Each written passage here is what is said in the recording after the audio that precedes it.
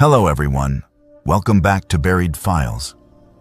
Tonight we bring you 7 of the most disturbing true Grand Canyon Skull Cliff horror stories ever whispered about those jagged rims and shadowed chasms. These are not campfire inventions, but first-hand confessions from hikers, climbers, workers, and wanderers who crossed paths with something they cannot fully explain.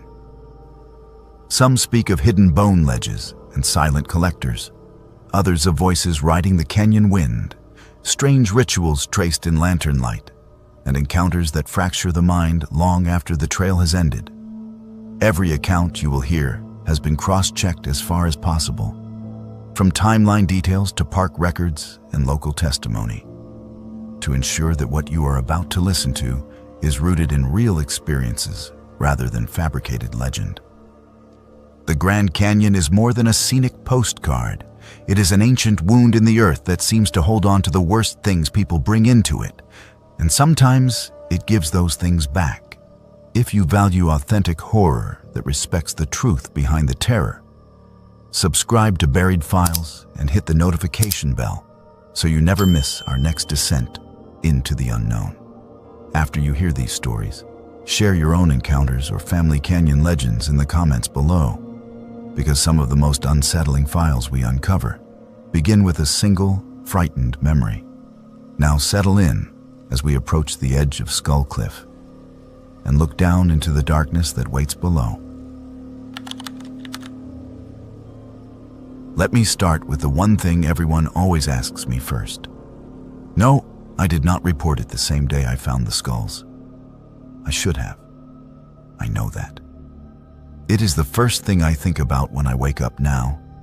That small, cowardly pause where I convinced myself I was seeing something else. If I had listened to my gut instead of my ego, I might have saved someone, or at least stopped whatever is still happening up there.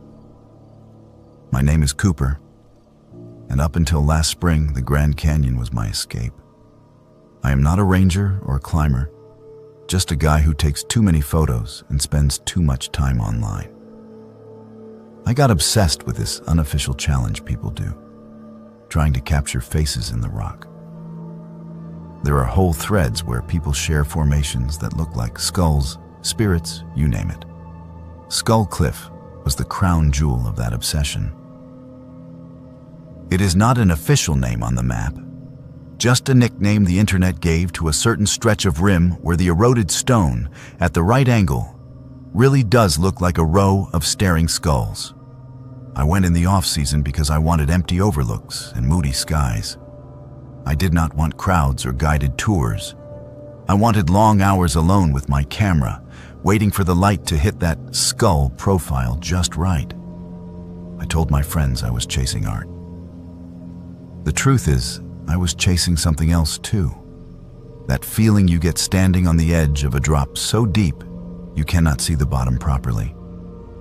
It makes the rest of your life feel small enough to carry. The first bone was nothing. At least, that is what I told myself. It was the second afternoon, a little spur off the main trail near Skull Cliff.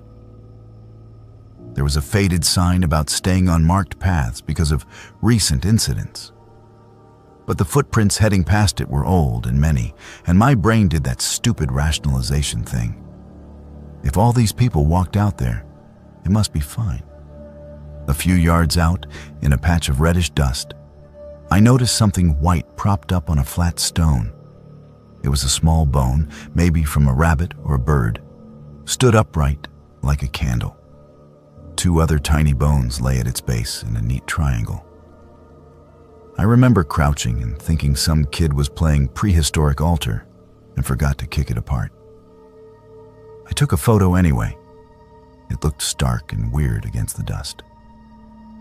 When I turned around to leave, a gust of wind hit the back of my neck so hard I had to plant my hiking pole not to stumble. It rattled the little bones together with a clack that sounded too loud for what they were. That night in my cheap motel just outside the park, I zoomed in on the bone picture. My brain wanted it to be art, some strange found installation I could post for likes.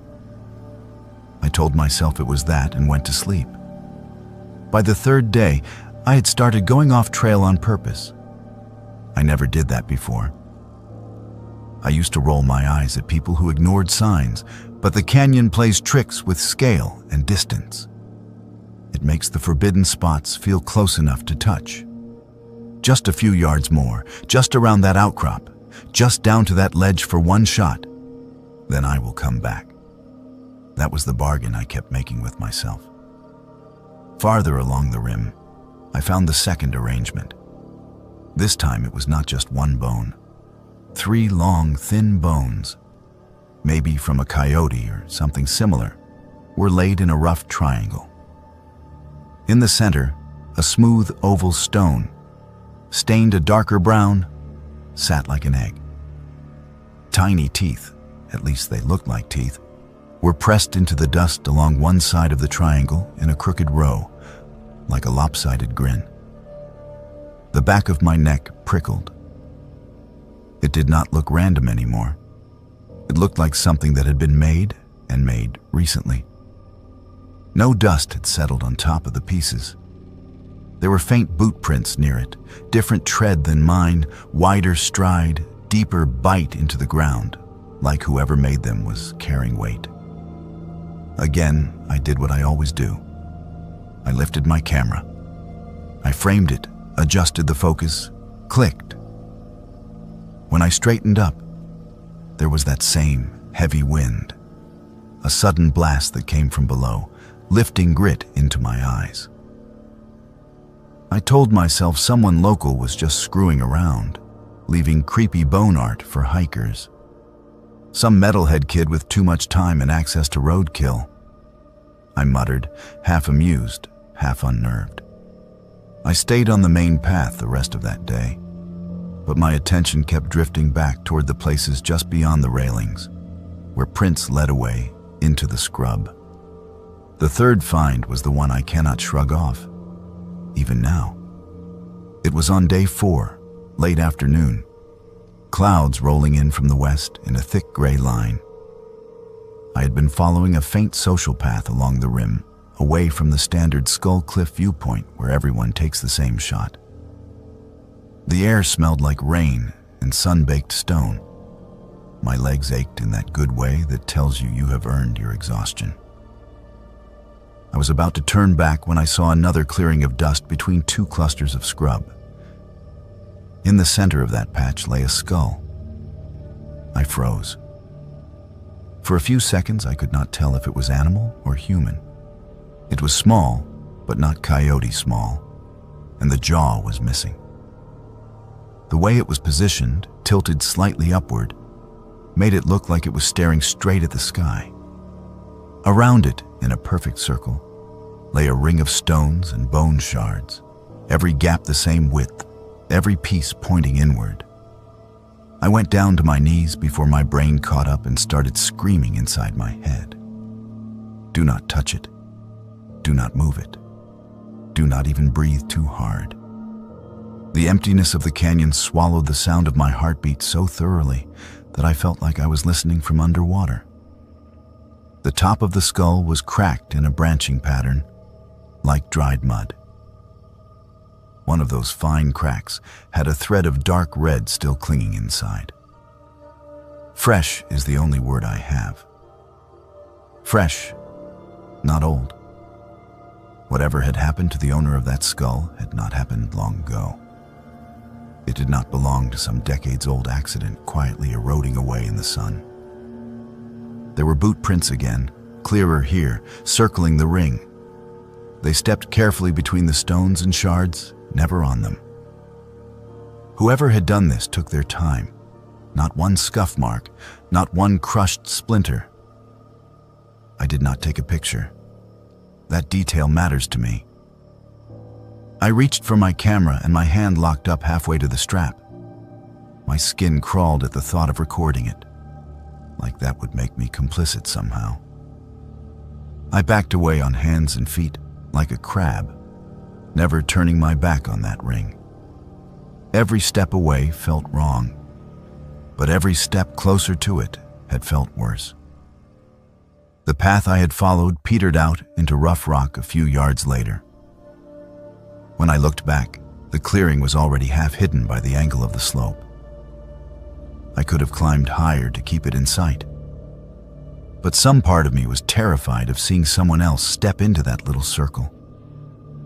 So I forced myself back to the main trail, almost jogging, my boots slipping in the dust. I told myself I would go straight to the ranger station. I even rehearsed what I would say. I found what I think is a human skull off the main trail near the Skull Cliff area. There are arranged bones and prints. I understand I was not supposed to be there, but I think you need to see it. That was the plan, clear in my head as I drove toward the visitor center. Then the sky opened up. A wall of rain hit the windshield so hard the wipers could not keep up. Lightning cracked across the far rim in jagged forks. The parking lot was a sheet of ripples. I pulled into my motel instead, my justification already forming. The rain will wash away any trace. There is no point dragging rangers into a storm to look for something that will be mud within an hour. That was the exact thought. There is no point. I lay on the bed in damp clothes, staring at the water-streaked window. And somewhere between one breath and the next, I fell asleep. When I woke up, it was dark. The storm had passed, and the guilt had settled in like a weight on my chest. I told myself I would go back in the morning and mark the GPS coordinates if I could find the spot again. That night, someone knocked on my door. It was not the polite, hesitant tap of housekeeping or the heavy bang of some drunk getting the wrong room. It was 3 slow, measured raps, evenly spaced. I sat up, heart hammering, and listened. Silence followed, thick and absolute. I checked the peephole. The balcony outside was empty, just the empty rail and the black drop beyond it. On the little table by the window, where I had lined up my extra memory cards and spare batteries, something white caught my eye. A shard of bone, no bigger than my thumb, lay exactly in the center of the table. I had not brought any bone into the room. I am sure of that. I had forced myself to leave the earlier little arrangements undisturbed. I did not touch it. I did not sleep much after that either. The next morning, I went back to the same section of rim, shaky but determined. I followed my own prints from the day before as best I could, recognizing scuffs on certain rocks, the way some bushes bent over the path. The clearing should have been ahead, maybe 20 or 30 more steps. Nothing. Just undisturbed dust and scrub. No ring, no shards, no skull. The area felt wrong, though, like standing in a room someone has cleaned too thoroughly after something ugly happened there. The dust looked smoother than it should have after a storm. There were boot prints, but they were messy now, overlapping strides going in and out in different directions. I saw imprints with a deeper heel than my own boots, pressed right up to the edge of the drop, then turning away. I tried to rationalize. Animals could have dragged the skull off. Rain could have scattered the circle. Other hikers might have trampled through. But that did not explain the shard in my room.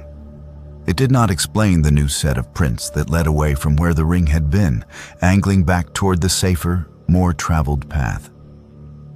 They were newer than mine. I could tell. The edges of each impression in the softened dirt were crisp, not crumbled. Whoever made them had been there after the storm, after I left. I almost went to the rangers then. I stood near one of those emergency call boxes, hand hovering near the button. My chest felt tight. My ears were ringing. A tour group clustered a few yards away at a railing, chattering and taking selfies with the canyon spread out behind them. None of them looked at the ground, at the faint prints leading back into the brush. In the end, I did nothing. I told myself again that without the ring, Without the skull, all I had was a feeling and a story I had partly brought on myself by going off trail. I pressed my nails into my palms until half moons rose, turned away from the call box, and walked on. The last day of the trip, I went to Skull Cliff proper one more time, the official viewpoint with its waist-high rail and warning signs. Families leaned against the metal, kids dangling phones on flimsy selfie sticks over 1,000 feet of air. I hated them for being there and envied them for not knowing what it feels like to see a human skull laid out like an offering. I took a few half-hearted pictures of the profile everyone loves, tried to lose myself in lines and shadows. That was when I saw him. He stood a little way down the rim from the main platform in a patch of scrub just out of bounds. You would not have noticed him if you were not already looking for something wrong. Plain khaki clothes, sun hat pulled low, nothing remarkable from a distance. But his stance was too still. The way he faced the drop was not like the tourists who leaned forward and then flinched back. He stood like someone posing a question to the abyss and waiting patiently for an answer. His boots were the same style I had seen around the ring. I could not see the tread from that distance, but I knew. The angle of his feet, slightly turned outward, matched the prints I had been following.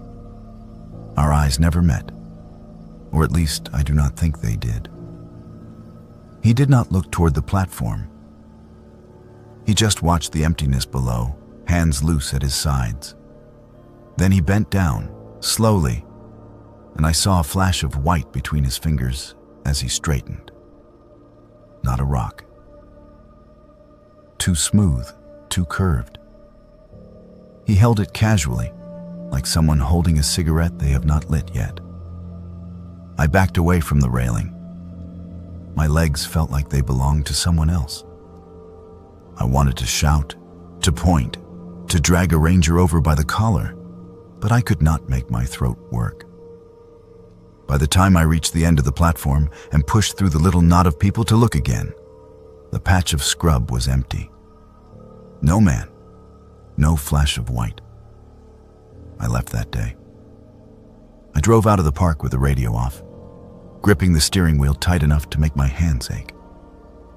I did finally call the park later from home, when my courage and my guilt fought themselves to a standstill. They were polite. They took notes.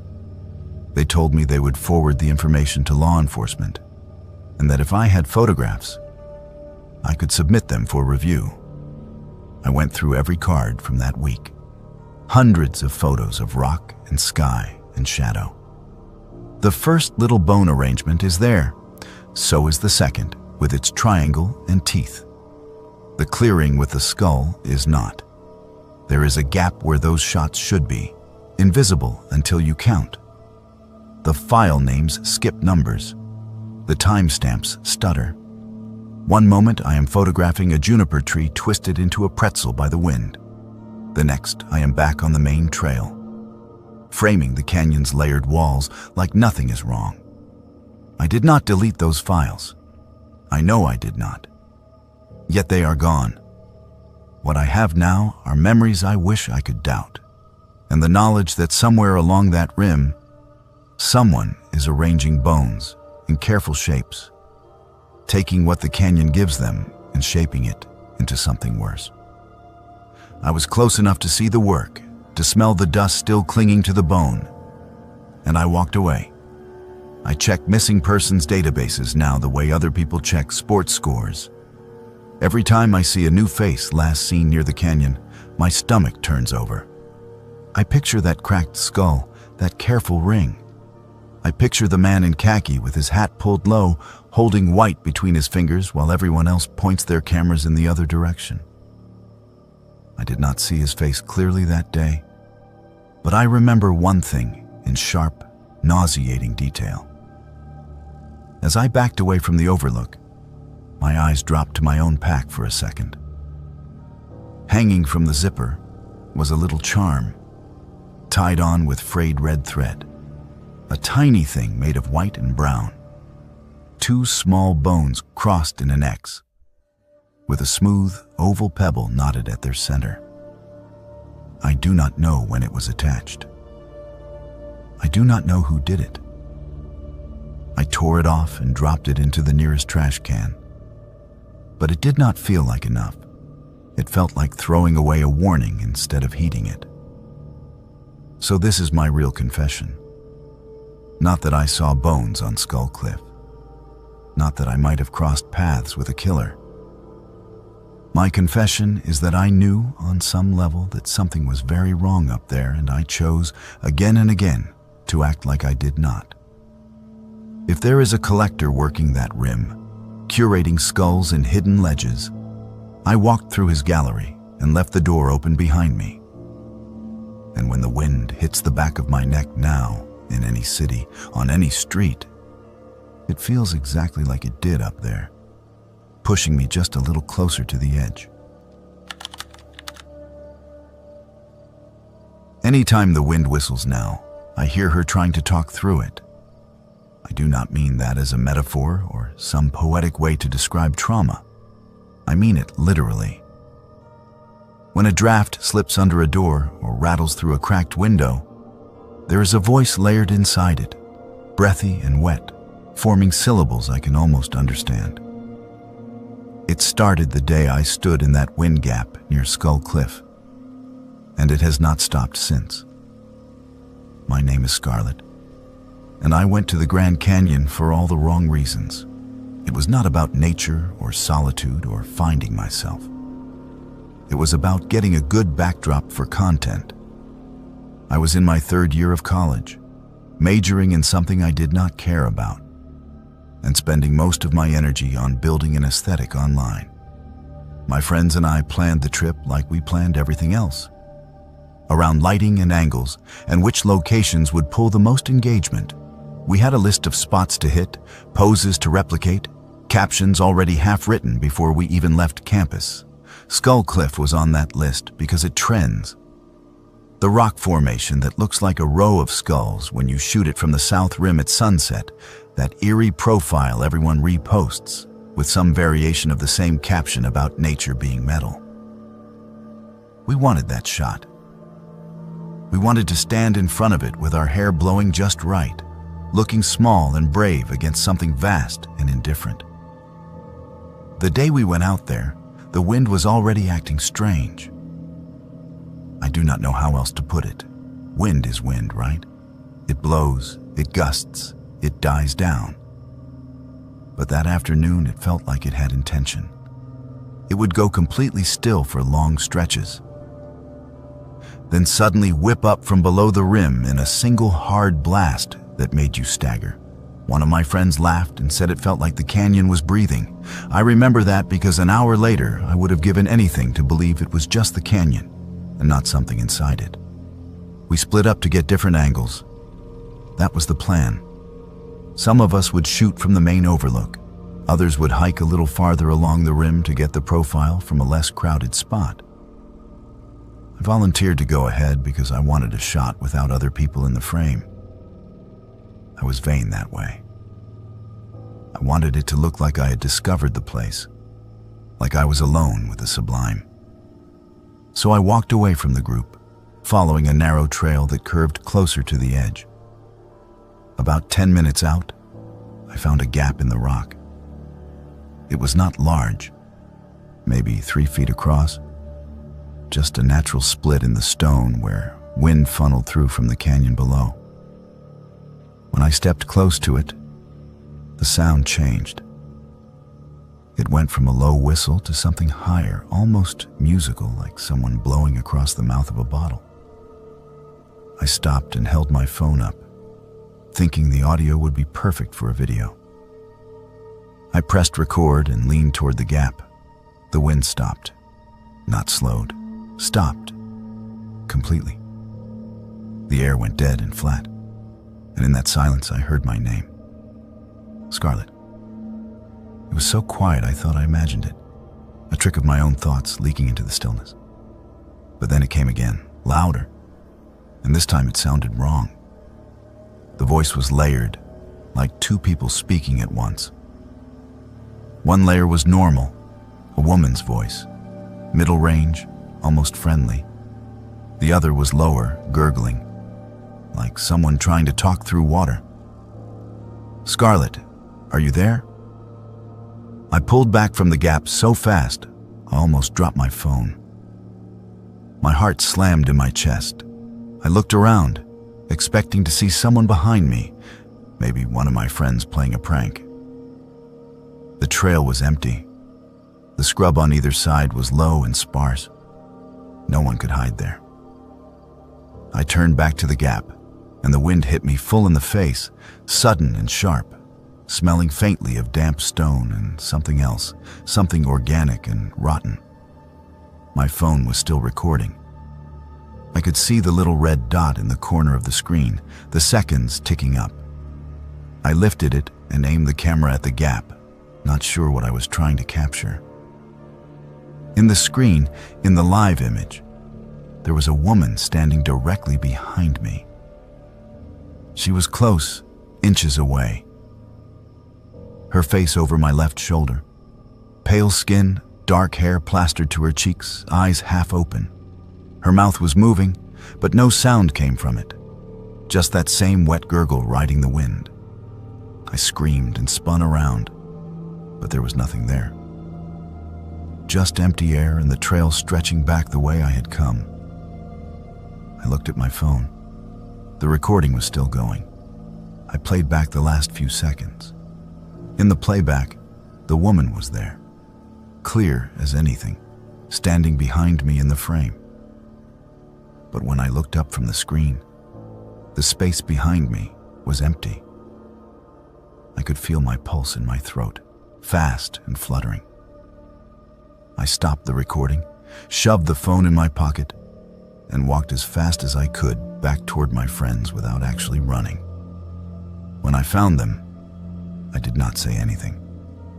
I told myself I would sound insane. I told myself it was a glitch, some kind of lens flare or compression artifact that my brain interpreted as a face. We took our photos at the overlook, smiled and posed and joked. And the whole time, I kept my back to something solid, so nothing could stand behind me.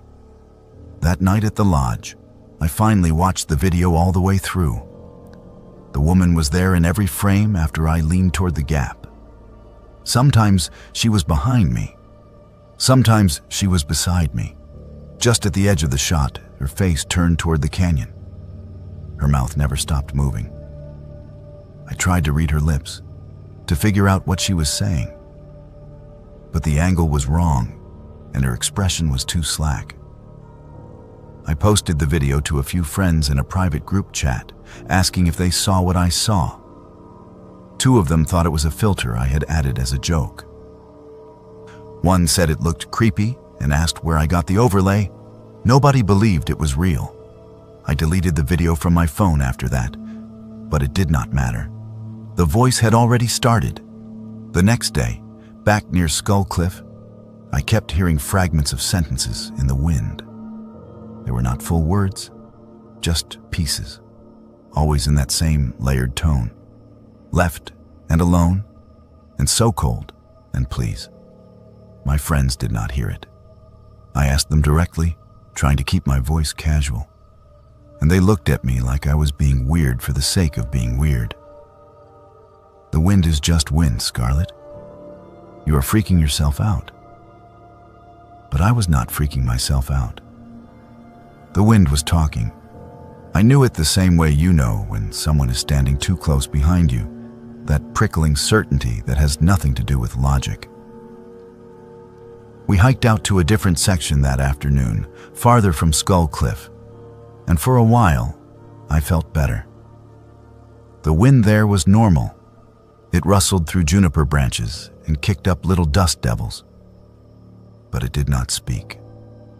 I let myself relax, thinking maybe I had just been too close to that gap, that whatever acoustic trick made the sound was localized to that one spot. Then we stopped for a break near another overlook, and one of my friends pointed out a plaque mounted on a stone cairn. It was a memorial, the kind they put up for people who died in the park. I walked over to read it, half interested, half just needing something to focus on that was not the sky or the drop. The plaque had a name, a date, and a brief inscription, in loving memory of a woman who loved these trails, lost to the canyon, but never forgotten. There was a photo etched into the metal, small and worn by weather, but clear enough. It was her, the woman from the video, the same dark hair, the same shape of the eyes. I felt the air leave my lungs. I checked the date. She had gone missing almost 7 years ago, last seen on a trail near the south rim. They never found her body. The plaque did not say how she died, just that she was lost. I stood there staring at her face until one of my friends called my name and asked if I was coming. I did not tell them. What would I say? That the woman in my video was a ghost? That she had been standing behind me trying to speak, and I had deleted her like a bad take? I followed my friends back to the trailhead and tried to act normal, but my hands would not stop shaking. That night, I went back to the wind gap alone. I do not know why. Maybe I thought if I confronted it, the voice would stop. Maybe I wanted proof I was not losing my mind. I told my friends I was going to the lodge lobby to get a snack, then doubled back and took the trail in the dark, with just my phone flashlight to guide me. The gap was easy to find. Even in the dark, the wind pouring through it made a low, keening sound. I stood in front of it and forced myself to speak. I am listening. I said it out loud, my voice sounding small and stupid against the emptiness. If you are trying to tell me something, I am listening now. The wind stopped again, that same sudden cutoff, like someone holding their breath. For a long moment, there was nothing. Then the voice came back, and this time it was clear. You always walk away. It was not an observation. It was an accusation. The voice was bitter, sharp, and under it was that gurgling layer, wet and desperate. I felt my skin go cold. I did not walk away from you, I said, my voice cracking. I did not even know you were there. The wind picked up, a hard gust that nearly knocked me back a step. The voice came faster, overlapping itself, the words tumbling out in a rush. You always walk away. You see and you leave. You leave us here. Why do you always leave? I realized with a sick lurch that she was not talking to me specifically. She was talking to everyone who had ever stood at that gap, looked into the canyon, felt something wrong, and turned around. I was just the first one who stayed long enough to hear her all the way through. I tried to explain, stammering, that I did not know how to help, that I did not understand what she wanted. But the wind grew louder, drowning me out, and the voice fractured into multiples. It was not just her anymore. There were others, men and women, and something that might have been a child, all speaking at once, all saying the same thing. Do not leave. Do not leave. Do not leave. I backed away from the gap, my breath coming fast and shallow, and the voices followed me. They rode every gust, hissing through the scrub, circling around me like I was standing in the center of a storm. I turned and ran, stumbling on loose rock, my flashlight beam jerking wildly across the trail. When I reached the main path, the wind died. The voices stopped. I stood there gasping, my legs trembling, waiting for it to start again. It did not. The night was still and clear, just the distant sound of traffic on the rim road and the soft chirp of insects in the brush. I went back to the lodge and did not sleep. Every time I closed my eyes, I saw that woman's face in my phone screen, her mouth moving silently, and I heard the layered voice asking why I always walk away. I left the canyon the next morning, cutting the trip short with some excuse about a family emergency. My friends were annoyed, but they did not push it. The drive home was quiet. I kept the windows up, but it did not matter. The voice came back the first time I parked in a concrete garage and heard the echo of my car door slamming. It came back when I opened my apartment window and felt the breeze slip through. It comes back every single time the air moves in a way that makes sound. It is quieter now, most of the time, just a whisper under the noise of daily life. But when the wind picks up, when it really howls through a gap or a vent or an open door, I hear her clearly. Sometimes she asks why I left. Sometimes she just says my name. Once, she said something that made my blood run cold. I am still at the gap. Are you coming back? I do not go near the Grand Canyon anymore. I do not even look at pictures of it. But I think about her constantly and the others, all those voices layered together in the wind. I think about how many people have stood where I stood, heard something strange, and walked away without listening. I did not walk away. I listened. And now I cannot unhear it. So if you ever visit Skull Cliff, and you find a place where the wind sounds wrong, do not lean in close. Do not ask it questions, because if it answers, you will carry that answer with you everywhere the air moves for the rest of your life. I grew up thinking the story about the skull in the cliff was just a drunk uncle's campfire trick until I found it. Now I know some legends exist because people need a way to warn each other about things they cannot explain outright without sounding insane. My family has been going to the Grand Canyon for 3 generations. It is not a vacation spot for us. It is something closer to a pilgrimage, a place we return to because the land feels like it owns a piece of us, whether we like it or not. My name is Archie, and the first time I heard about the carved skull, I was maybe 7 years old. We were camped near the South Rim, close enough to what people online now call Skull Cliff, though back then we just called it the Far Overlook. My uncle had been drinking, the way he always did on these trips, and he leaned forward into the firelight with that look he got when he wanted to scare the kids. He told us about a stone face carved into the rock, hidden down a ledge that no trail leads to anymore. He said it was old, older than the park, maybe older than the tribes that used to live there, though he did not know who made it or why. The story went that the carving watched over a burial site, and if you disturbed the bones or showed disrespect, the stone face would know. It would follow you. He said the way you could tell it had noticed you was simple. If you whistled near it, the eyes would open. We laughed, of course. Even at 7, I knew it was the kind of story adults told to keep kids from wandering off and getting hurt. But my uncle got serious then, his face going hard in a way that made the laughter die in our throats. He said he had seen it once, years ago, before I was born.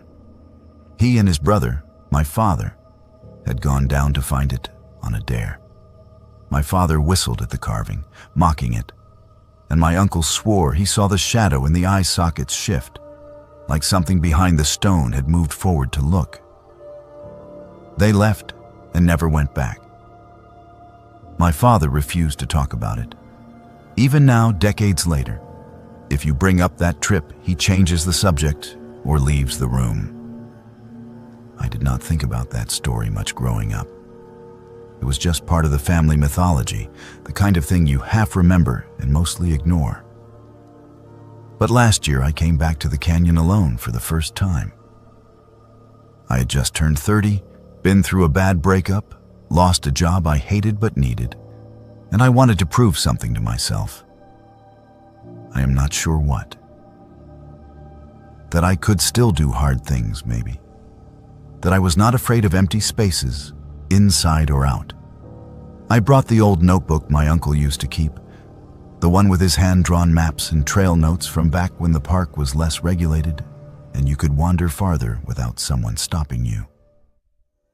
Tucked in the back was a page I'd never noticed before. A rough sketch of the south rim with an X marked below the main trail and a few scrawled directions. Find the split juniper. Descend west along the seam. Look for the red shelf. Face is below, south side. I told myself I was just curious. I told myself I wanted to see if the carving was even real, or if it was just a weirdly shaped shadow my uncle had misremembered through a haze of alcohol and time. But the truth is, I wanted to prove the story wrong. I wanted to stand in front of that carving, whistle at it, and feel nothing. I wanted to be the one who killed the family ghost story with evidence and daylight. It took me most of the morning to find the split juniper. The tree was old and lightning struck, its trunk forked into a clean Y that framed a section of empty sky. From there I worked my way down, using the seam in the rock as a guide. It was not a trail, just a line where the stone had cracked and eroded into a narrow ramp you could descend if you were careful and stupid. Halfway down, I found the red shelf, a flat ledge maybe 6 feet wide, stained dark rust from iron in the stone. And there, carved into the south-facing wall, was the skull. It was crude, not the kind of thing you would see in a museum. The proportions were off. The jaw was too wide and the eye sockets were too deep, gouged into the rock like someone had taken a chisel and just kept digging. But it was unmistakably a face, unmistakably human, staring out over the canyon with empty black eyes. I stood there for a long time, just looking at it. The wind was calm. The sun was bright. It should have felt silly, like I had hiked all that way to see bad graffiti. But it did not feel silly. It felt old. It felt wrong in a way I could not articulate, like the proportions of the carving were off because it was not trying to look human. It was trying to look like what is left when the human part is gone. I pulled out my phone and started recording. I wanted proof. I wanted to show my uncle, my father, anyone who remembered the story. I walked closer, narrating like I was making a little documentary, explaining where I was and what I had found. And then, because I am an idiot, I whistled. It was not a tune, just a single sharp note, the kind you use to get someone's attention. It echoed off the rock and died fast, swallowed by the space below. For a moment, nothing happened. I laughed, felt the tension drain out of my shoulders, and turned to get a better angle on the carving. That was when I noticed the shadows in the eye sockets had changed. I do not mean the light shifted. The sun had not moved. But the depth of the black inside those carved eyes looked different. Less like empty stone and more like tunnels going back farther than they should. I stepped closer, trying to convince myself it was a trick of perspective. I held up my phone and zoomed in on the right eye socket. On the screen, something moved inside it. Just a flicker, a shift of darkness against darkness, but unmistakable. I lowered the phone and looked with my naked eyes. The socket was still. I raised the phone again, looking through the camera, and there it was again, a shape deep inside the carved hole, pressing forward like it was trying to see out. My hand started shaking. I backed up, and my heel hit a loose rock that skittered off the ledge into open air. The sound it made falling seemed to go on forever, clattering down the cliff face. When I looked back at the carving, both eye sockets looked deeper, darker. The mouth, which had been a shallow line, now looked like it had cracked open slightly, a thin, vertical gap where the lower jaw met the upper skull. I shoved my phone in my pocket and climbed back up to the main trail faster than I had come down. Scraping my palms on the rock, not caring. My breath came hard and my chest felt tight. But I did not stop until I was back on flat, marked ground with other people in sight. That night at my campsite, I tried to watch the video I had taken. The file would not play. It opened, showed a single frame of the red shelf, then corrupted into static and froze. I tried 3 more times and got the same result. Every video I took that day played fine except that one. The audio worked, though. I could hear my own voice explaining what I was looking at, then the whistle, sharp and clear. And under it, barely audible, something that might have been a breath. I have not whistled since. Not once. Not in the shower, not in my car, not absent-mindedly while I work. I cannot. Every time I even think about it, I feel those empty sockets staring at me from miles away, trying to see through the space between us. 3 weeks after I got home, I woke up at 3 in the morning to find a perfect circle of small stones arranged around my bed. They were the same red color as the shelf. I did not put them there. I live alone. My doors were locked. I swept them up and threw them away. But 2 nights later, I found a single stone on my pillow, just above where my head had been.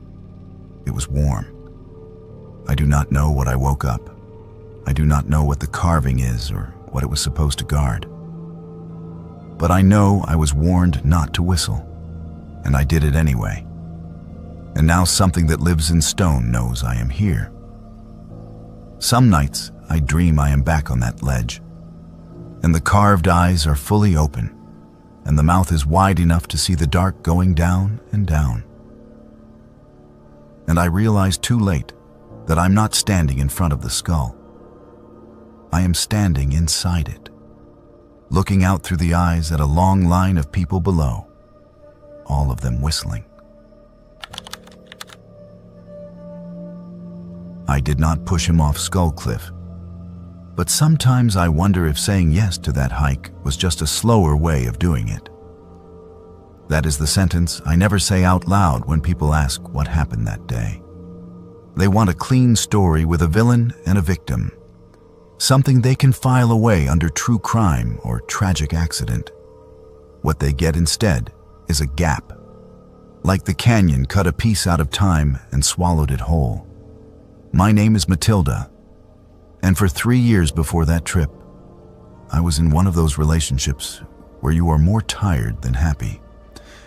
We met young, moved in together too fast, and then stayed because disentangling our lives seemed harder than enduring the fights. He loved risk. I loved control. That was the fault line running through everything we did. Roller coasters, rooftop parties, late-night drives on mountain roads with no guardrails. He gravitated toward anything that made my stomach twist. He called it living. I called it tempting fate. The Grand Canyon was his idea.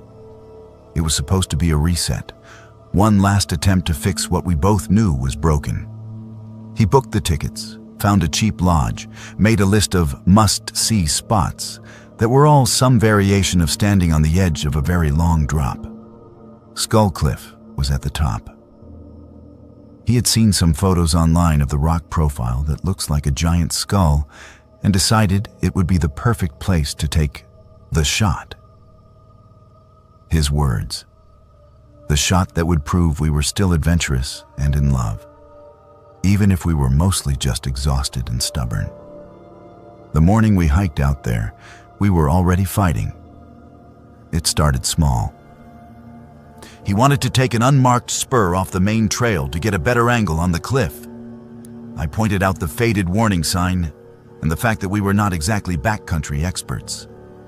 He said the sign was for tourists and flip-flops, not for us, and that we would not see anything worth seeing if we stayed with the crowd. I said the canyon was not going anywhere, and neither was his ego, so maybe we could just take a normal hike for once.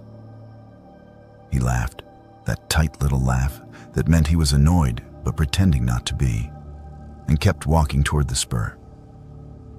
After a few seconds of stubbornly standing on the main path, I followed. That was our pattern. He pushed, I resisted. He moved farther away. And eventually I went after him, because I was more afraid of being left than of whatever he was dragging us toward. The spur narrowed quickly.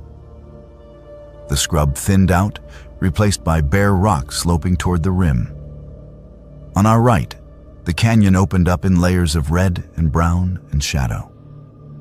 On our left, the rock face of Skull Cliff loomed, its eroded curves and hollows forming that unmistakable skull shape when you turned your head just so. Up close, it looked less like a face and more like something caught mid-scream. We found a flat outcrop that jutted over the drop, just wide enough for two people to stand side by side if they did not mind their toes hanging over the edge. He stepped onto it without hesitation, arms spread, the wind playing with his shirt. I hung back, heart hammering. "Come on," he said, grinning. "This is the shot, Matilda, just for a second." I do not know why I did it. Maybe it was habit. Maybe it was the part of me that still wanted proof we could be that couple, the one in the photos, fearless and intertwined. I stepped onto the outcrop and let him pull me close, his arm around my shoulders, his phone held out in the other hand. He kissed my temple just as the shutter clicked. For a second, everything went quiet. The wind eased. The birds below were just specks circling in slow arcs.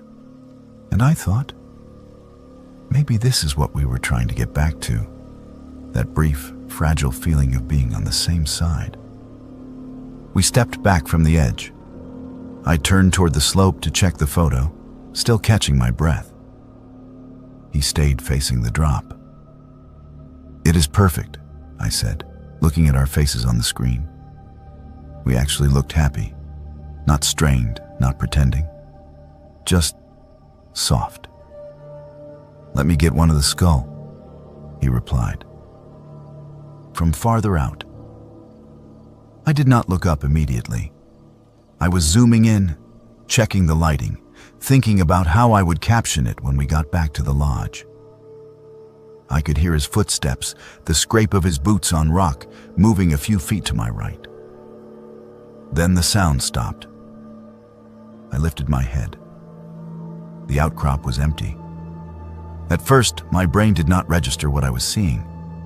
I expected him to be there, in my peripheral vision, a solid presence in a red shirt and sun hat. Instead, there was only stone and the horizon. My heart did a strange lurch, like it had been misfiring all along and had finally skipped a beat too many. "Hey," I called, turning in a quick circle. "Very funny." No answer. The trail behind me was empty. The rock face to my left was smooth, no ledges or crevices big enough to hide a person.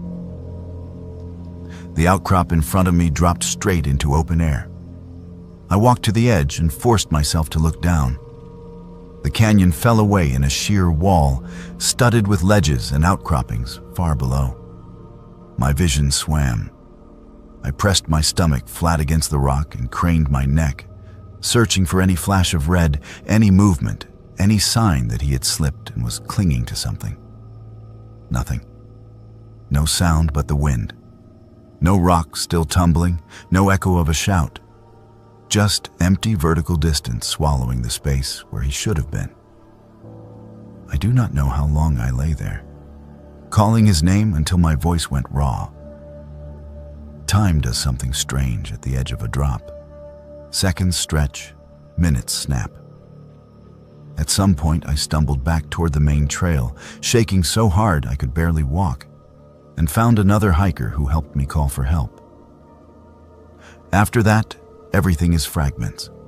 Rangers asking the same questions over and over. Where were you standing? How far from the edge? Did he jump? Did you see him lose his footing?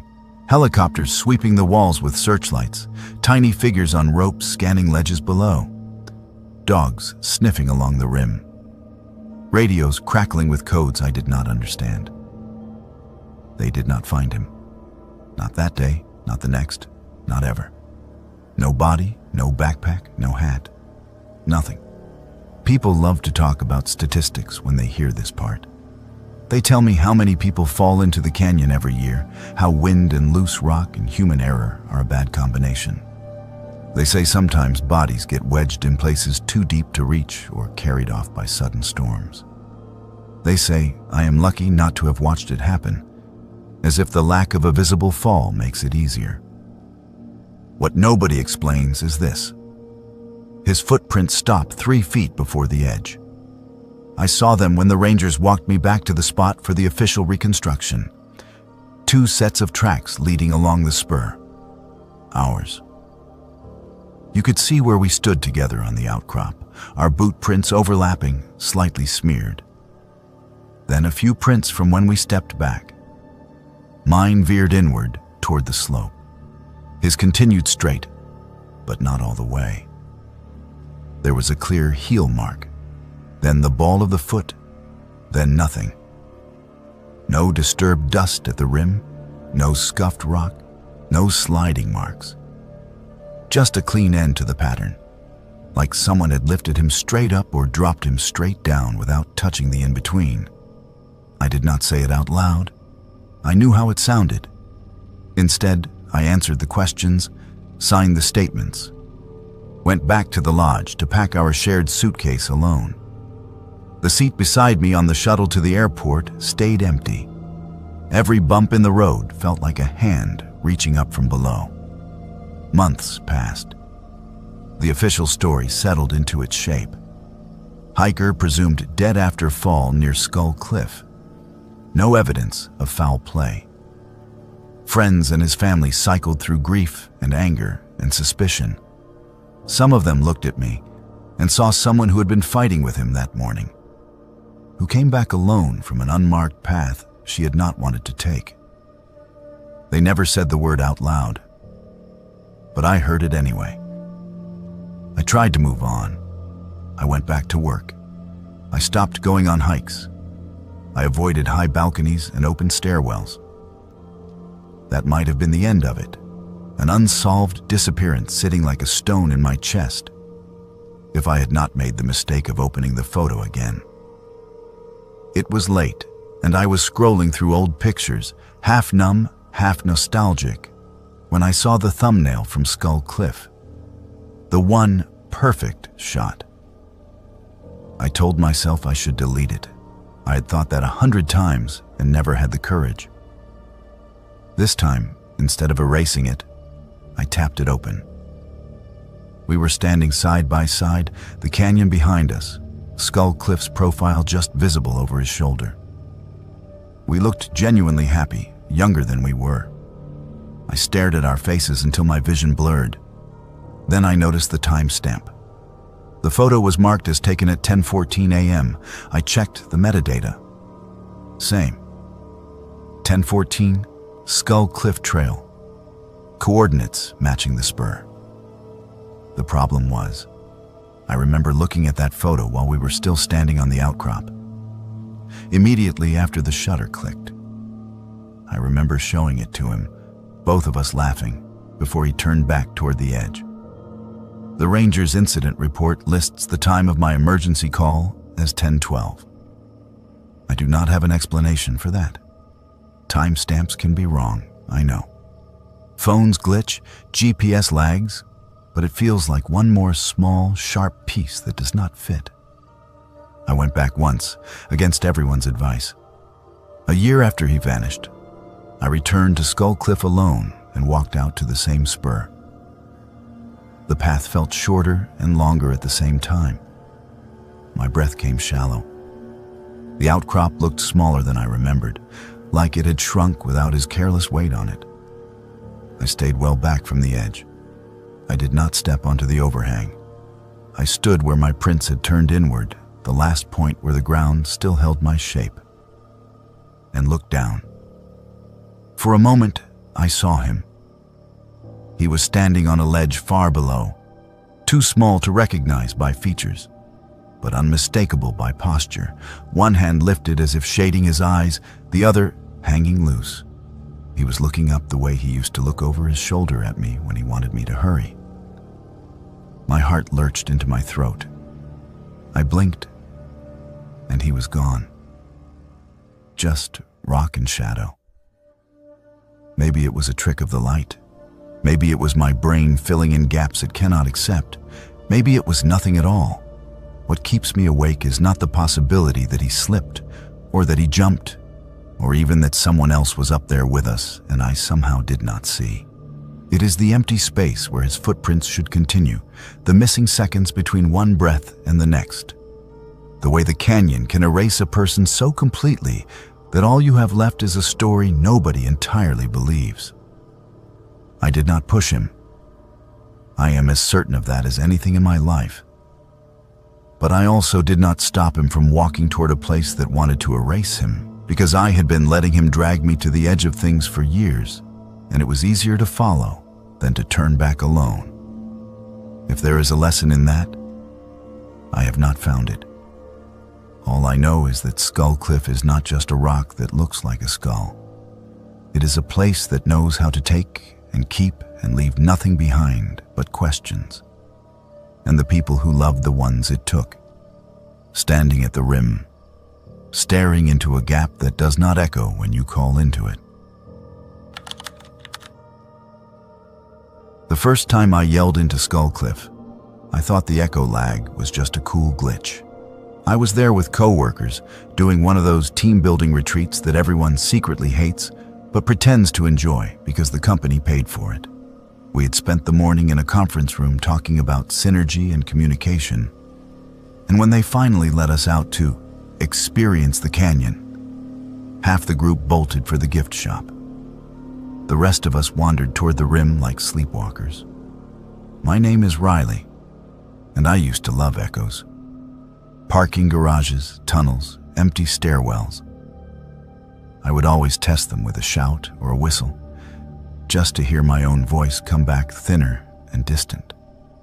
It made me feel like I was leaving a mark in spaces that did not care I existed.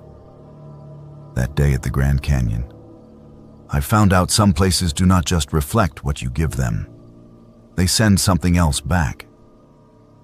The overlook near Skull Cliff was crowded, but not unbearable. Coaches in company polos took group photos, couples leaned against the railing. One of my co-workers, a guy from accounting named Lee, suggested we all yell something into the canyon. It was stupid, but we were bored and a little giddy from being out of fluorescent light. People went one by one. Names, random phrases, a few curses disguised as jokes. The echoes came back on time, ragged but familiar, each voice stretched and thinned by distance. When it was my turn, I stepped closer to the rail, took a breath, and shouted the first thing that came to mind. I am still here. The words dropped off the edge. There was a strange pause before the echo returned, just long enough to make me think maybe this part of the canyon did not bounce sound well. Then it came back. I am not here. It was my voice. Same pitch, same rhythm, but the words were wrong. My co-workers laughed, assuming they had misheard, or that the wind had done something weird. I laughed too, because what else do you do when the canyon tells you you are not where you think you are? Say something else, Lee said, grinning. That was creepy. I should have walked away. I should have blamed it on acoustics and gone back to the bus with everyone else. Instead, I leaned forward and tried again. Who is down there? The echo came back faster this time, barely any lag at all, like the walls of the canyon had moved closer. Who is up there? The hairs on my arms stood up. A couple of people shifted uneasily, but most of them were still amused, phones out, capturing the glitch. I forced a smile and raised my voice over the murmur. What do you want? For a heartbeat, there was nothing. No echo, no normal bounce of sound. Just dead, flat air.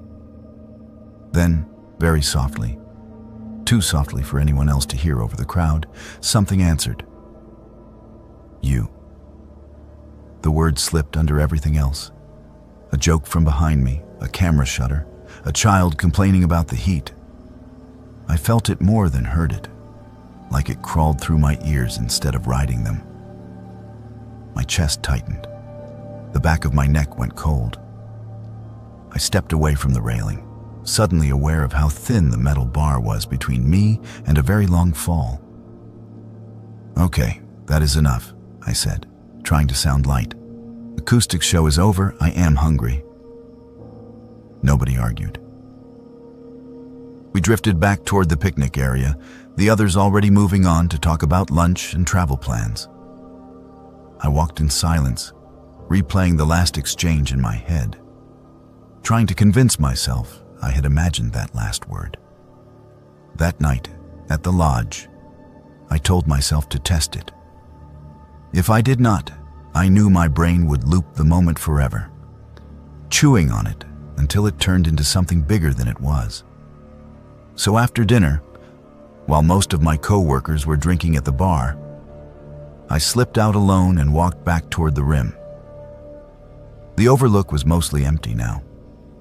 The sky was turning deep blue, the canyon below pooling with shadows. I went to the same spot by the railing, my hands slick with sweat, and looked out over the dark. "Hello?" I called, feeling ridiculous. My voice sounded small against all that empty space. This time, the echo came back perfectly normal. "Hello?" Same word, same tone, no variation, no delay that felt off. I felt my shoulders drop in relief. Of course it was nothing. Daytime noise, overlapping echoes, my own anxiety making patterns where there were none. "Who is there?" I tried just to be sure. "Who is there?" The canyon answered, obedient. I exhaled, leaning my weight on the rail. My heart was still thudding, but my rational mind was already filing the earlier incident under weird but explainable. I was about to walk away when a gust of wind rose from below, surprising in its force. It shoved at my chest, smelling like dust and something dry and old. In that gust, under the rush of air, a voice whispered, close and intimate, "You came back." I froze. It was my voice again, but wrong, a half step deeper, thick with something like satisfaction. My throat went tight. "I am leaving," I said, barely above a whisper. "I am staying," the echo replied. I did not look back over the edge. I walked away, stiff and careful, as if any sudden movement might draw attention from whatever was listening. By the time I reached my room, my hands were shaking so badly I could not get the key card into the slot on the first try. I did not sleep much. When I finally drifted off toward dawn, I dreamed I was standing at the railing again, shouting into the canyon, but nothing came back, not even my own voice. It felt like the world on the other side of the edge had swallowed the sound and was waiting for me to notice. We left the next day. On the drive to the airport, I stared out the window, trying to convince myself that leaving the canyon meant leaving the weirdness behind. Echoes are a property of space, I told myself.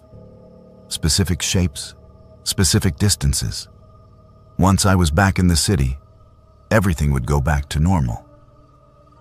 For a while it did, or I managed to pretend it did. Then, a week after the trip, I parked my car in the basement of my apartment building, an echoing concrete box I had never thought twice about. I shut the door, and the sound bounced around the space the way it always did. On impulse, without thinking, I called out, "Just me." "Not just you," the space replied. I did not open my mouth that second time. My lips were pressed together, my teeth clenched. The words came from somewhere else, layered under the fading slam of the car door.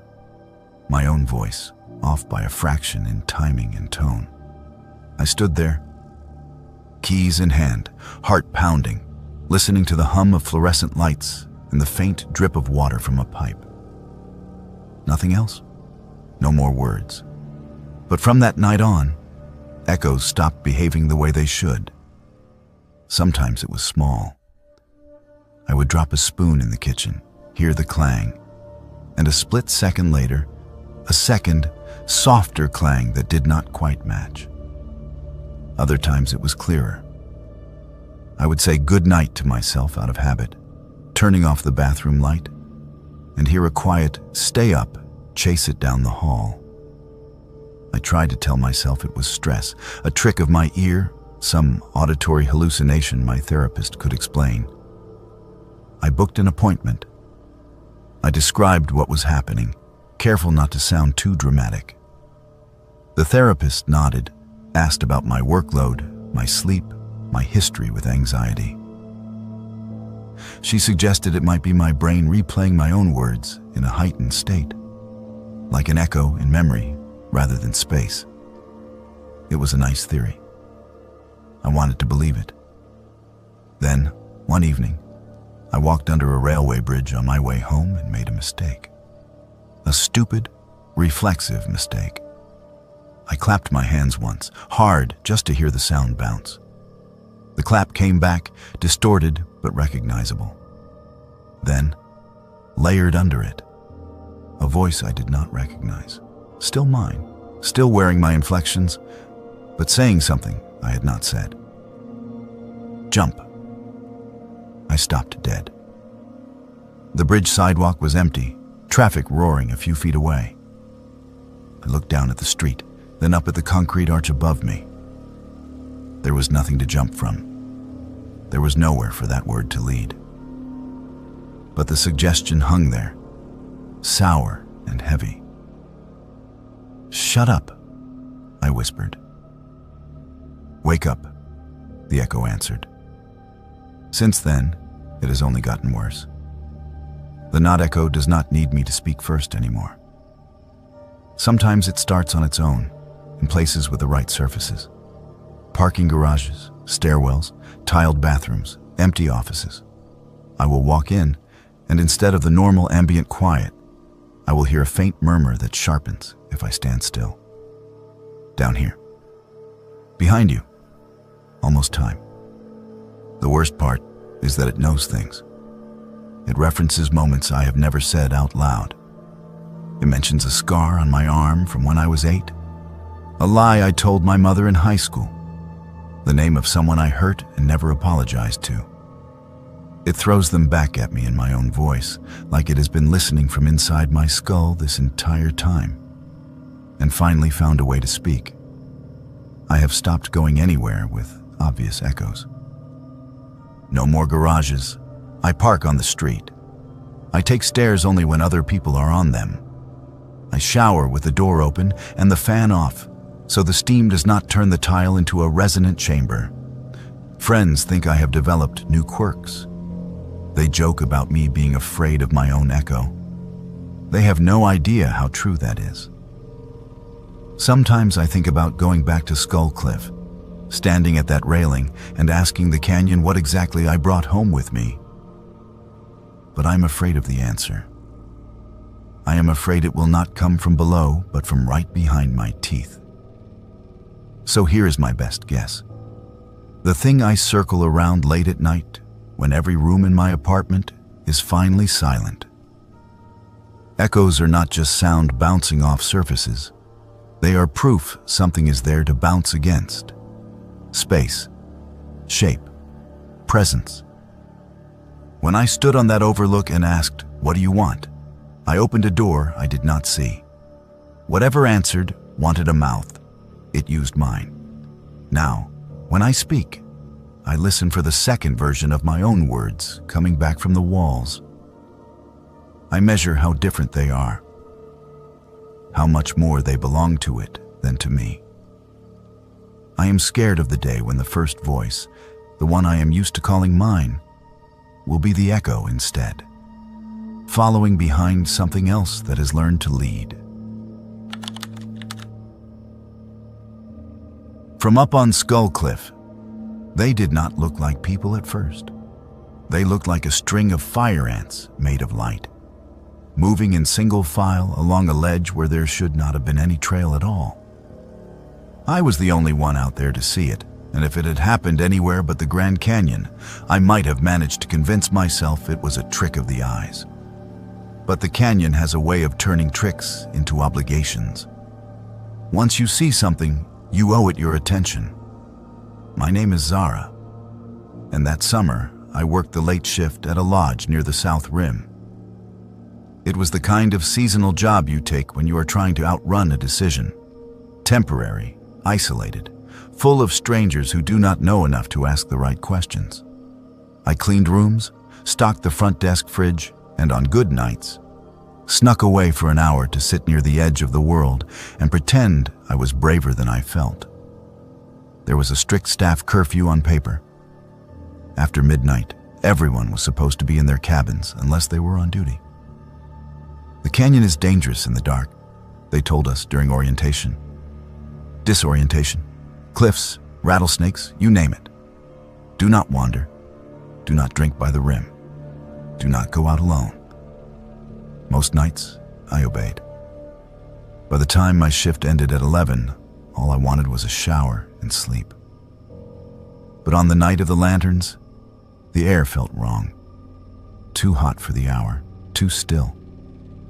My body was tired and jittery at the same time, as if I had taken caffeine instead of clocking out. I walked past my cabin, past the sign that marked the staff area, and followed the quiet path towards Skull Cliff. It was a moonless night. The sky was thick with stars, that impossible spray of light you only get far from cities. The canyon below was not a landscape so much as an absence, a vast cutout of pure black. I liked it that way. It made my own problems feel like tiny scratches on the surface of something ancient. I settled on the flat rock I had claimed as my spot over the summer, a little back from the official railing, where you could see both the tourist overlook and the more jagged stretch people had nicknamed Skull Cliff. The skull itself was only a darker shape against the slightly less dark sky, but I knew where it was. Once you saw it in daylight, that hollow-eyed profile burned itself into your map of the world. I sat there for a while, letting my thoughts loosen and drift. The night was so quiet, I could hear my own heartbeat in my ears.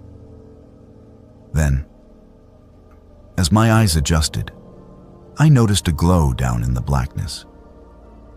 At first, I thought it was a reflection from a car on the rim road, or maybe distant campers on a legal trail.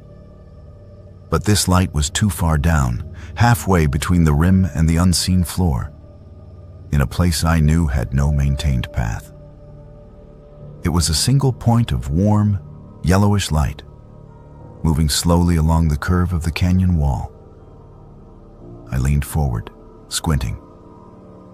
As it rounded a bulge of rock, another light came into view behind it, then another. Within seconds, I could see a whole line of them, maybe 20, maybe more, each separated from the next by the same small distance, bobbing and swaying with the rhythm of walking. Lanterns. That was the only word my mind supplied. Not headlamps, not flashlights. The glow was too soft, the edges too rounded. Old-fashioned lanterns. Each one held at about waist height, casting a tight pool of light around a pair of legs I could not quite make out from that distance. Nobody was supposed to be down there. I knew the map of that section as well as any staff member. The only official trail near Skull Cliff stayed much higher, hugging a safer contour. The line of lights moved along a ledge I had never seen in daylight. A narrow line of stone that looked, from above, like it would crumble if you breathed on it too hard. I told myself it was maybe a maintenance crew or a research team or some group with special permission. I told myself that because my heart had started thudding hard enough to make me feel lightheaded, and rational explanations are like pressure valves. They keep something in you from exploding. Then the line stopped. It happened all at once, like someone had given a signal. One light near the front swung in a slow circle, tracing a glowing loop in the dark, and every lantern behind it came to a halt. For a long moment, nothing moved. The canyon swallowed any sound they might have made.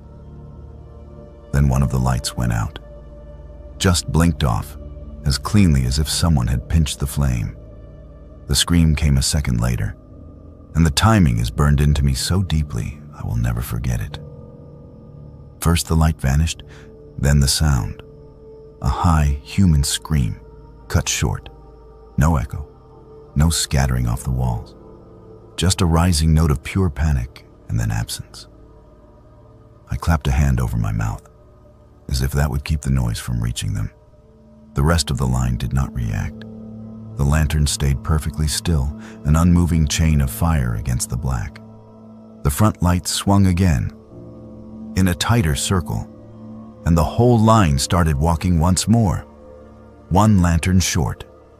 I fumbled for the binoculars we sometimes kept hidden under the rock, technically for bird watching, unofficially for spying on whichever guests were sneaking cigarettes where they were not supposed to.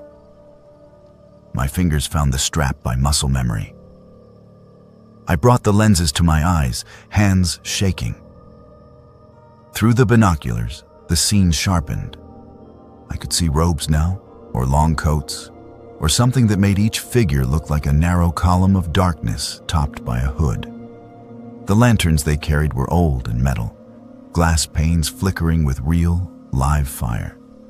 No LED coolness, no modern gear. As they rounded a bend, their lights washed over a section of canyon wall shaped in a way that twisted my stomach. The rock there bulged and hollowed into what, from my angle, formed another skull. A gigantic one, its eye sockets just deeper pits of night. The line of lanterns passed right along its jaw. And for a moment, the way the lights spaced themselves made the whole thing look like a rib cage from above. Glowing vertebrae marching past a stone skull. The front lantern swung again. The line stopped. Another light went out, and another scream knifed up, slightly shorter this time, as if cut off deliberately. I could not tell if the figures were pushing people off the ledge or extinguishing lights as some part of a ritual. I did not want to know. My palms were slick against the binoculars. My whole body screamed at me to back away from the edge, to pretend I had seen nothing. But I stayed, frozen, watching as the process repeated. Walk, swing, stop, darkness, scream. At some point, I realized the line was not getting shorter overall. Each time a lantern went out, another light appeared at the back, as if someone new had stepped into place, already holding a flame. The total number stayed the same. The procession did not thin, it just cycled. Then one of them looked up. I do not know how I knew it from that distance, but I did. The figure at the very end of the line, the last lantern bearer, stopped and slowly turned. The light shifted, illuminating a pale oval under the hood for a split second before the face tilted upward, directly toward me. The lantern rose in their hand, arm straightening, until the glass pane caught a reflection from above. From where I sat, it was like the light reached up the side of the canyon, searching. Even through the binoculars, I could not make out features. Only the sense of eyes locking onto mine across an impossible distance. The hum started then. I had not realized there was any sound before. Everything had seemed eerily quiet. But as that last figure held the lantern toward me, a low vibration floated up just on the edge of hearing. It was not singing. It was not speech. It was a single, sustained note, like dozens of voices humming the same tone. It made my teeth ache. The line stopped. All the lanterns tilted slightly inward toward the skull-shaped wall, as if bowing. Then, in perfect unison, every light went out. The darkness that followed was absolute. Even the stars seemed dimmer for a breath. The hum cut off so suddenly my ears rang.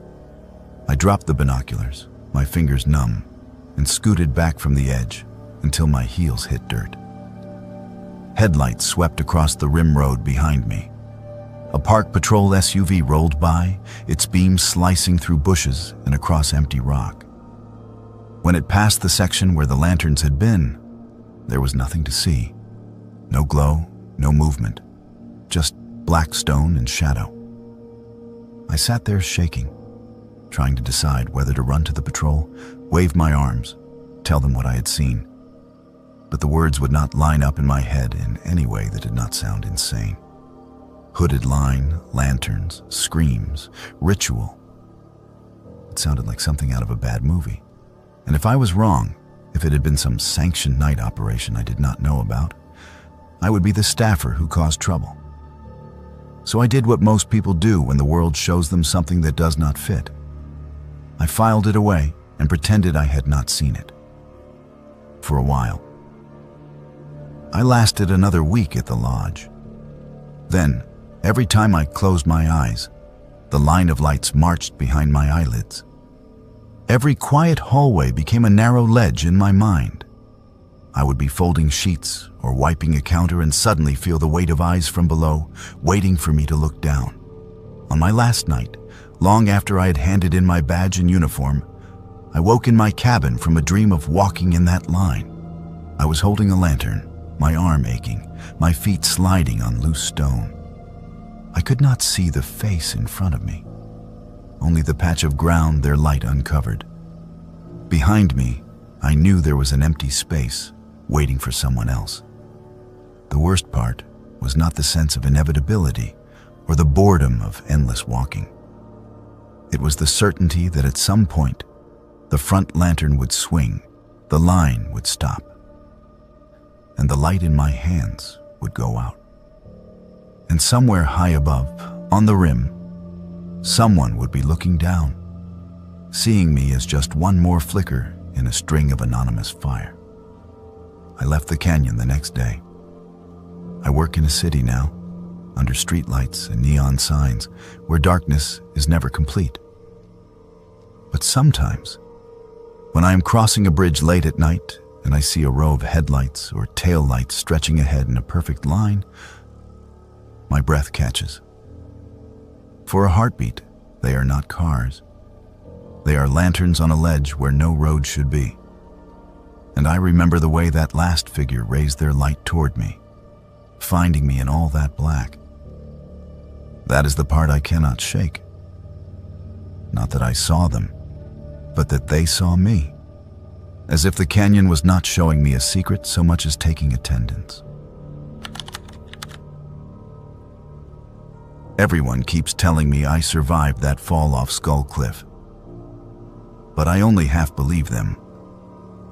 I remember the rope snapping tight, the crunch of my body hitting rock, and then something I have never been able to explain. Standing upright on a ledge that should not exist, with rows of skull-shaped hollows watching me like an audience. After that, I am not sure the person who walked back up on that rope was entirely me. My name is Finn, and I am not a thrill seeker pretending to know what I'm doing out there. I was the cautious climber, the one who double-checks knots, who reads weather reports twice, who cancels routes when gut feeling and forecast do not match. I guided beginners for years, taught them how to respect the wall, how to understand that gravity does not negotiate.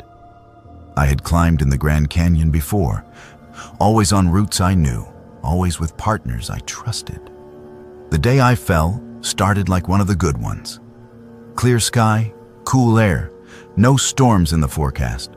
Skull Cliff had a line I liked, a technical but manageable route with solid holds and a clean fall line. Nothing fancy, nothing that should have pushed me beyond my limits. I had done it 3 times in the past, without incident. My partner that day was Sienna, someone I had climbed with enough to know she was reliable, calm, quick with a belay.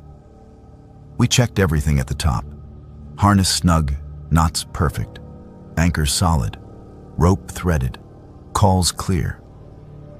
I remember thinking, as I leaned back over the edge to start the descent, that it felt almost boring in its predictability. The canyon yawed open beneath me, the air rising warm from the depths, and I felt that familiar blend of focus and peace. Hand, foot, shift weight, repeat. The world shrank to stone and skin and breath. I was about 30 meters down when it happened.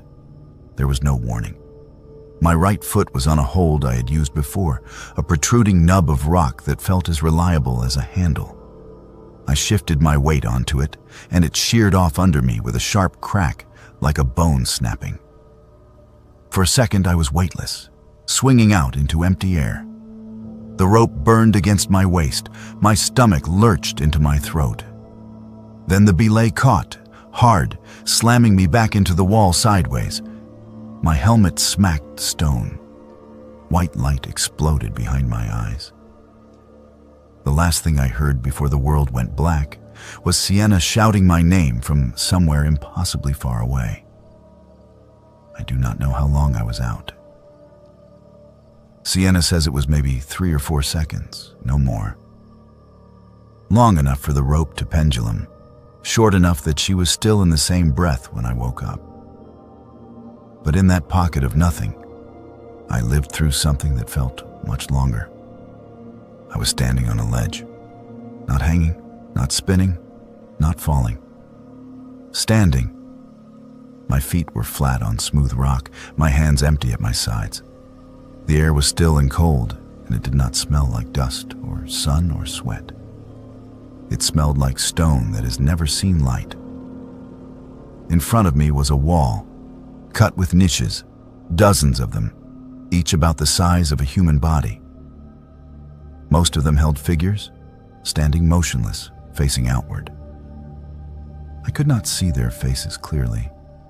They were silhouettes, defined only by the faintest gray glow that seemed to come from nowhere and everywhere at once. There was no horizon, no sky, just the ledge under my boots, the wall of hollows, and a drop behind me that I did not need to look at to know it was there. One of the hollows was empty. It was 2 spaces to my left, a neat, clean niche with no figure in it. As I turned my head toward it, every other figure tilted theirs a fraction in my direction, as if tracking the movement with a kind of bored interest. I knew, with a certainty deeper than reason, that the emptiness was for me. It was not a voice that told me this, not words, more like the feeling you get when you walk into a room and someone has been waiting for you, a recognition, a slot that fit my outline, waiting to be filled. All I had to do was step back. That was the sense of it. Not forward, not sideways. Back, into the niche, into the space in the wall where everyone else already stood. Patient and silent and perfectly aligned. There was a promise in it. No more strain, no more choices. Just stillness and stone and the comfort of being exactly where you belong. I do not know what saved me. Maybe it was training, drilled into my muscles more than my mind. Maybe it was stubbornness. Maybe it was fear of letting go of control one last time. Whatever it was, I felt my hand jerk, reaching for a rope that was not there in that place, and my mouth formed a word I could not hear. No. The moment I thought it, the ledge disappeared. Gravity returned like a fist. I was hanging against the canyon wall again, the harness digging into my thighs, the rope taut above me. My head throbbed, my vision blurred, then snapped into focus. "You with me?" Sienna yelled from above. "Yeah," I croaked, though my throat felt full of dust. "Yeah, I am here." She lowered me carefully the rest of the way. My legs shook when my feet finally hit the ground. We went through the standard concussion routine, questions, light checks, sitting in the shade until the world stopped tilting. On the surface, it was a minor incident, A fall stopped by good belay. A knock on the head. Nothing newsworthy. Inside, something had shifted. Back at the rim, little inconsistencies started to crawl out of the cracks. My watch showed a time 15 minutes later than Sienna's, even though we had synced them that morning. The rope had faint dust smears on a section it should not have passed over, as if it had been dragged along a shelf at a depth we never reached. When I took off my shoes, fine red grit poured out, the kind from deeper layers we had not approached on that route. At the hospital, scans came back clean. No skull fracture, no brain bleed, just a mild concussion. The doctor smiled, told me to rest, and said I was lucky. I nodded, thanked him, and watched how my reflection in the stainless steel fixtures lagged a heartbeat behind my movements whenever I glanced up. People around me started noticing changes before I wanted to admit anything was wrong. My sister said my laugh sounded different, shorter and flatter. A climbing buddy joked that I had become weirdly fearless, taking routes I used to avoid, hanging a second longer on exposed moves. Others said the opposite, that I hesitated now in the middle of things I used to do without thinking, like my body was waiting for a command that never came. Memory, too, began to fray in odd ways. I forgot small shared details, inside jokes, routes we had done together, the name of a diner we had eaten at a dozen times. In exchange, I gained vivid images of places I had never been. A narrow blue canyon with walls polished like glass, a cliff face veined with green stone, a valley full of white pillars under a sky I could not recognize. They came to me in dreams and in waking flashes, like postcards from someone else's life. I told myself it was trauma, the brain doing what brains do under stress. But at night, when I was alone, I could still feel the shape of that empty niche, waiting. A few months later, I went back to Skull Cliff. I told everyone it was to get back in the saddle, to prove to myself I was not afraid of the route that had laid me out. That was partly true. The other part was that I needed to see if the wall would recognize me. I went alone, which was stupid. I did not climb. I just walked to the top of the route and stood near the edge, looking down along the line I had taken before. The rock looked exactly the same. Same cracks, same ledges, same drop. I could not see any hidden shelf where a second world might exist. No shadow line that should not be there. The wind rose, brushing dust against my cheeks. For a second, the sound of it shifted, deepening into something like the murmur of a distant crowd. I stepped back, my stomach flipping. The murmur faded, leaving only the ordinary rush of air. On impulse, I took out my phone and snapped a selfie with the canyon behind me, the way tourists do. When I checked the photo, my heart stumbled. I was there, in the foreground, pale and tired, eyes a little too wide. Behind me, the canyon sprawled, and just barely visible, overlapping my left shoulder, was a faint, translucent outline of a second person. Same height, same stance, same tilt of the head, like a double exposure, except I had taken only one shot. I blinked, looked up and then back at the screen. The outline was still there. I zoomed in. The more I enlarged it, the less detail it had. But the shape did not vanish. It clung to me like a second skin. I deleted the photo. It did not help. The impression of that doubled silhouette stayed in my mind. These days, I do not climb much. When I do, it is on short, indoor routes, where the worst that can happen is a controlled fall onto padded flooring. Friends think I lost my nerve. Some joke that the canyon spooked me straight. I let them. It is easier than trying to explain that I am not afraid of falling. I am afraid of what might be waiting on the ledge between falling and hitting bottom. Sometimes I wake up in the night with my back pressed against an invisible wall, my arms at my sides, my feet shoulder-width apart. I am standing, not lying down. My eyes are open, but I cannot move anything but them. I see rows of shadowed shapes on either side, all facing forward. Then I blink, and I am in my bed, heart racing, sheets twisted around my legs. Other times, I catch my reflection in a window or mirror and see my own eyes looking back a fraction of a second late, like they are thinking about it first, like they are deciding how much of me to show. So did I survive that fall off Skull Cliff? The medical records say yes. The rope, the bruises, the clean CT scan, all of it points to a simple near miss. But when I think about that empty niche, that sense of waiting, I wonder. I did not step into that space. I said no. I clung to the idea of the rope, of the world above, of myself. But something stepped out so there would be room for me to walk away. Something that had been standing there a long, long time, pressed into stone. Maybe that is why I feel slightly misaligned now, like my thoughts sometimes arrive on a delay. Maybe that is why echoes of places I have never been haunt my dreams. Part of me is still on that ledge, filling the gap. Part of me is up here, trying to pretend the fit is seamless. Everyone keeps telling me I survived. I nod, because it is easier than explaining the rest. But when the wind comes up from deep in the canyon and hits my back just right, I can hear a faint, dry rustle. Like a whole line of figures shifting their weight in unison, making room.